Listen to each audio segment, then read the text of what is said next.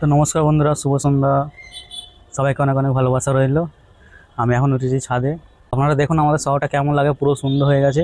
তবু আমি ভিডিও করছি ছাদে উঠে, তো অন্যরকম লাগছে। আমাদের শহরটা কেমন, এই বিল্ডিংটা কী হয়েছে, অটোমেটিক লাইটটা রকম কাঁপছে। এই দিকটা হলো কৃষ্ণা ব্রিজ, এদিকটা কৃষ্ণা ব্রিজ আছে, আপনাদেরকে একদিন দেখাবো, ঠিক আছে।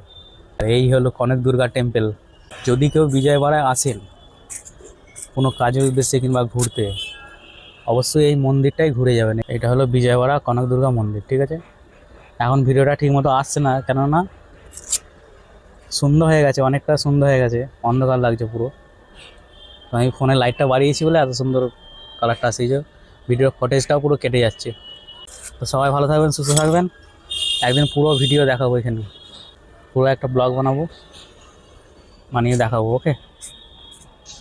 এই হলো আমাদের শহর, সন্ধ্যেবেলা এরকম লাগে। এখানে একটা পার্ক, এইটা একটা পাহাড়ে পার্ক আছে, এইটা হচ্ছে গণেশ মন্দির, আর এইটা হচ্ছে কনক দুর্গা টেম্পল। আর এখানটা হচ্ছে শিব শিব মন্দির আছে, এই যে লাইটে জ্বলছে, এখানটা হচ্ছে শিব মন্দির। আর হচ্ছে কৃষ্ণা ব্রিজ থেকে দেখা যায়, এই জিনিসটা দেখবেন, এই ওমটা পুরো দেখা যায় ব্রিজ থেকে। যে রেলের ট্র্যাক আছে, রেলওয়ে যে ট্র্যাক আছে কৃষ্ণা ব্রিজে, এইখান থেকে এই জিনিসটা দেখা যায়। দেখেই বুঝতে পারবেন যে এটা কনক দুর্গা টেম্পল, ঠিক আছে। সবাই ভালো থাকবেন, ভাইটাকে অনেক অনেক ভালোবাসা দেবেন।